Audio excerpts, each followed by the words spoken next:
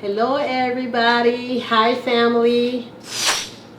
This is Antoinette Hunter again from Amazing Growth. If this is your first time watching my video or tuning into my channel, you're very welcome.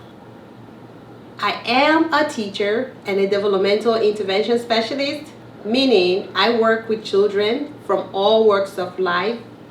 I work with children that are developing normally or regularly, children with autism and developmental delays. I also do preschool learning, circle time on this channel, and I give techniques and strategies for working with children with disabilities. So you are very welcome to join me and follow me. Okay? Thank you. So on today's video, I am going to be talking about how to discipline children with special needs.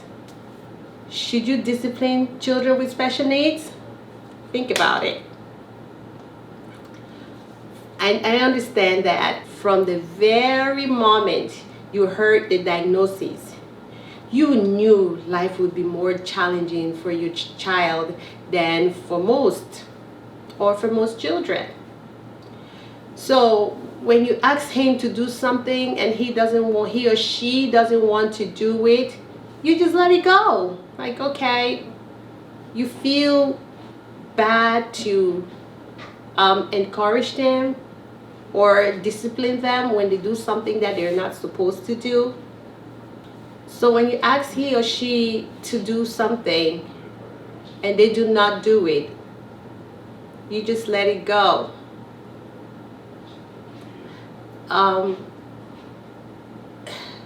Does he or she really need you to point out to his or her limitations? No, I don't think so. Or maybe you're afraid that what you would like he or she to do, he or she might not be able to do it, or it's impossible for he or she to achieve it or achieve the task that you're asking them to do. So you just decided to let it go and keep discipline out of the picture and just allow them to do whatever they want to do. But here is the truth. If you feel that your son or your daughter doesn't deserve discipline, it's like you're telling them that they are not able to learn, or they don't have the ability to learn at all. So in a way, you are limiting that child to reach their highest potential. And if you don't believe in your child, how will they be able to attain their goals or to reach their highest potential in life?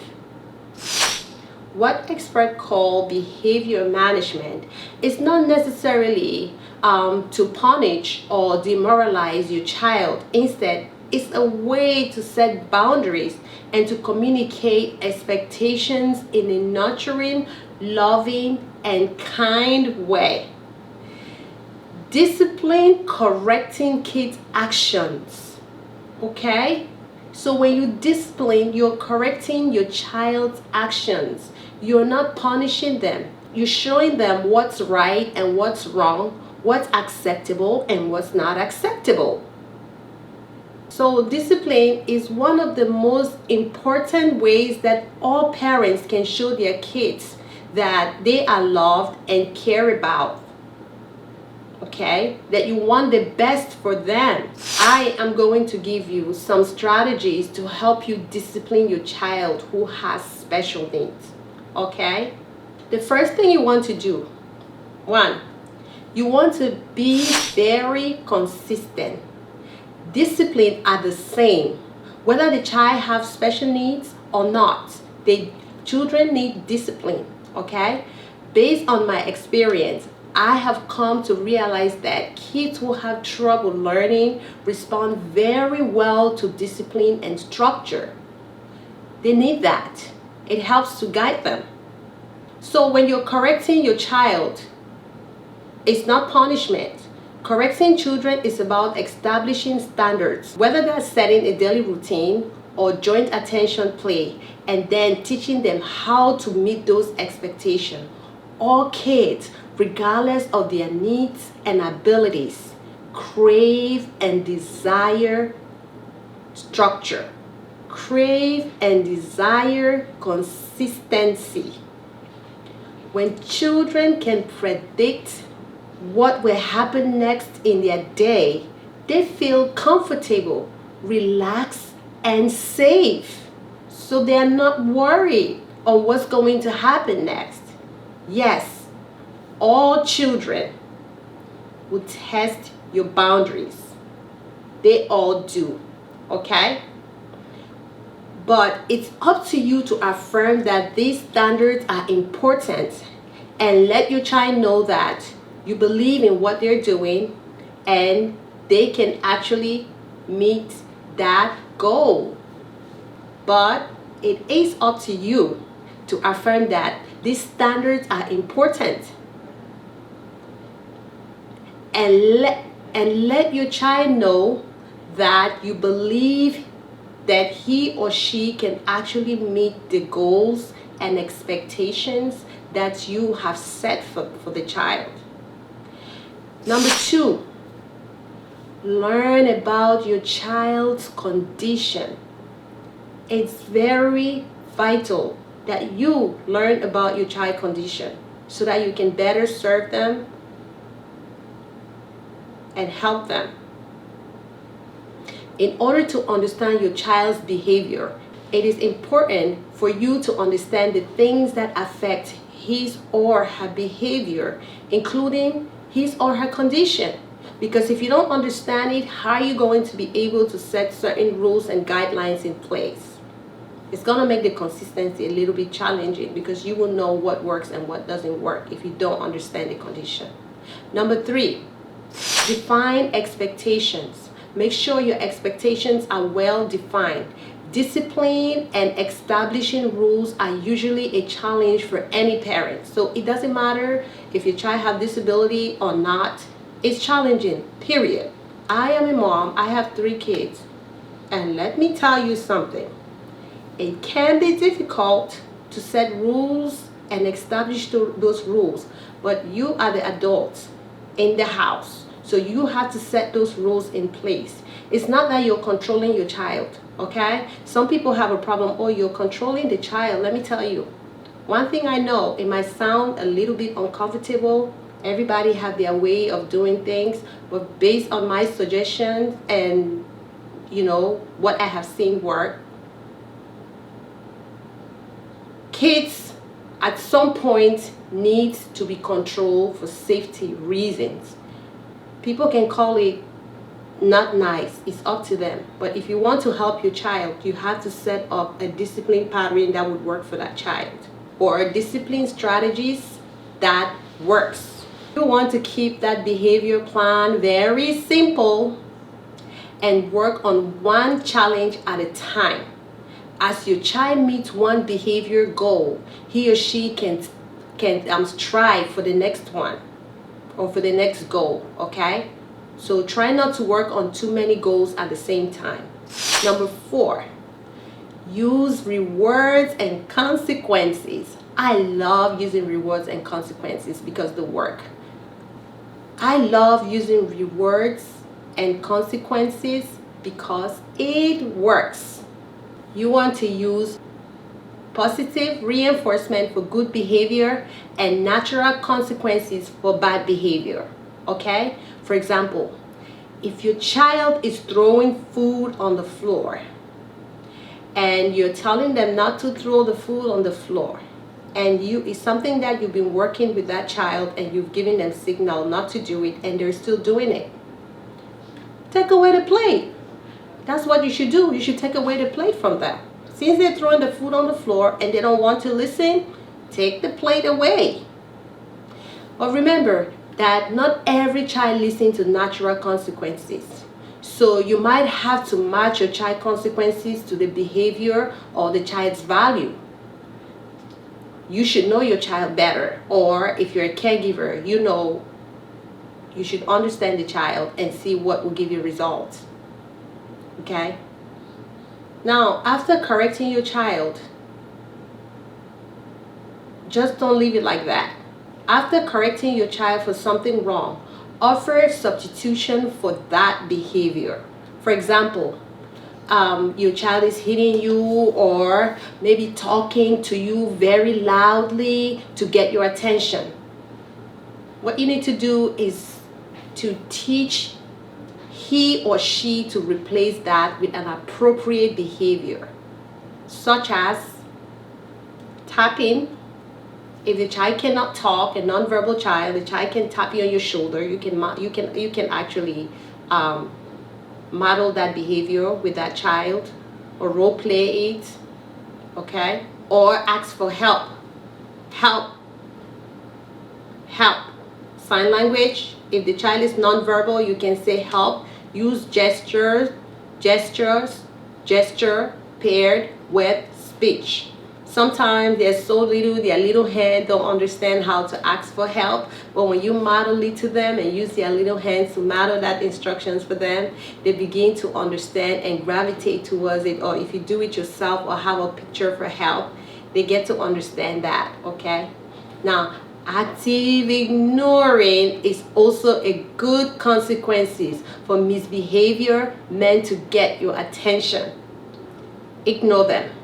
This really means that not rewarding bad behavior with attention at all, even if it's a negative attention, like scolding your child or yelling at them when they know they shouldn't be tapping, when they know they shouldn't be yelling or hitting you to get attention. Sometimes they will push your button to do that. So what you need to do is just ignore them. Don't yell at them, don't scold them, just act like they don't even exist. I do it sometimes with my children, okay? When they know what not to do. Expectations are set in place for them, and when they are crossing the line, I just ignore them and they will adjust. Sometimes I get to do a look like,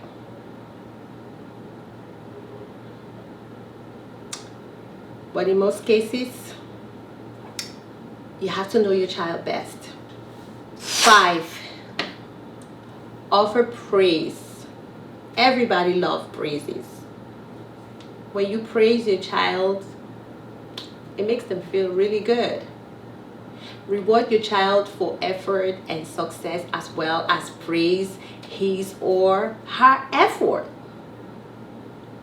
Okay, you want to encourage accomplishing by reminding your child about what you guys have planned on when they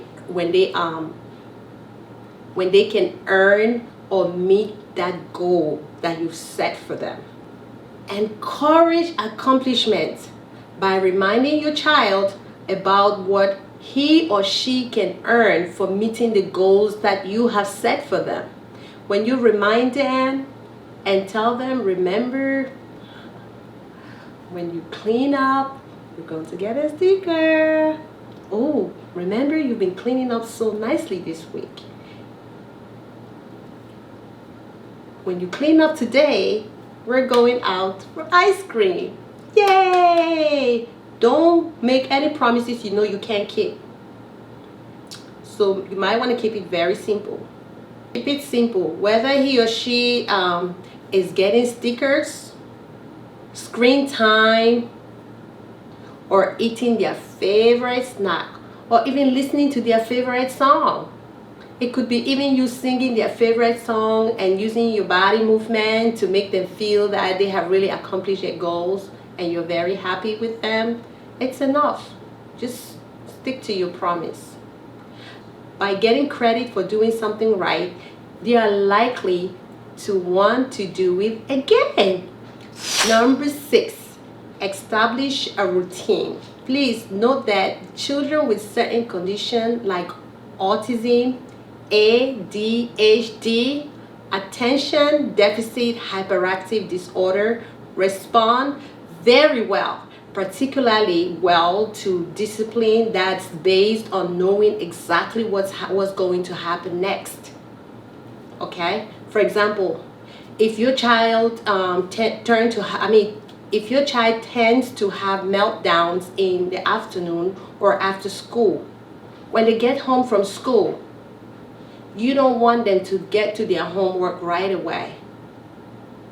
If they are so little, say they are under the age of 3 and they are not in preschool and they're home and you know that they are having meltdown at a certain time, change their routine during that time and set a schedule for free time. The free time schedule could be snack first and then homework. For a non-verbal or pre-verbal child, you can use a chart. Chart can be helpful, such as include or incorporate pictures or use stickers or whatever that you know will get your child's attention on what's coming next. Okay, you want to set realistic and encouraging goals. You want to set realistic schedule and encourage input from your child where appropriate. You have the chart on the wall, you have the activity on one side, and you want your child to place the activity or the choice to the area where they are interested in going or what they are interested to do. Free play, choose. If you don't have a schedule at home and you don't have any visuals or pictures, just communicate with them the way that you know they can understand and ask them what they would like to do by providing them with choices and let them do whatever they want to do. Usually I encourage parents to have an album, take a picture of things. If you don't have it on the wall, go over the album and let the child choose what they want to do, and they'll point to what they want, and then you guys can go ahead and do it if they're nonverbal. Number 7, believe in your child. You want to believe in your children, because if you don't believe in your child, who is going to believe in them? You are the first teacher. They are with you all day. You are the first person to show them that they can do whatever they put their mind to do.